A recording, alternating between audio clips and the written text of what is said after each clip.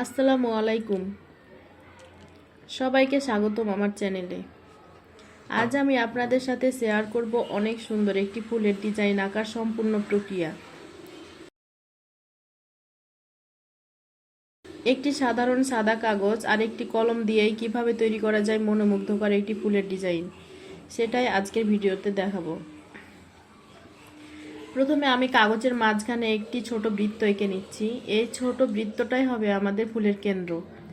এখন এই বৃত্তের চারপাশে হালকা হাতে সমান দূরত্ব রেখে পাপড়ির আউটলাইন তৈরি করছি। দেখুন, খুব চাপ দিয়ে আঁকবেন না, হালকা হাতে আঁকলেই ডিজাইনটি নরম ও সুন্দর দেখাবে। প্রতিটি পাপড়ির ভেতরে ছোট ছোট কার্ড লাইন দিচ্ছি, এতে করে সুন্দর ফুলের ভিতরে একটি প্রাণবন্ত ভাব আসবে। আপনি চাইলে পাপড়ির কিনারায় ছোট নকশা যোগ করতে পারেন। এই ছোট ছোট ডিটেলস আসলে পুরো ডিজাইনটিকে আকর্ষণীয় করে তোলে। এখন ফুলের চারপাশে কিছু পাতা আঁকছি, কিছু ছোট ছোট ফুল আঁকছি। পাতাগুলো একটু বাঁকানো করলে ডিজাইনটি আরও স্বাভাবিক লাগবে।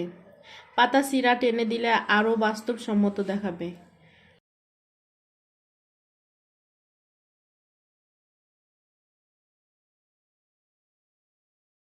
এখানে আপনি চাইলে ছোট ছোট ডট বা গোলাকার ডিজাইনও করতে পারেন।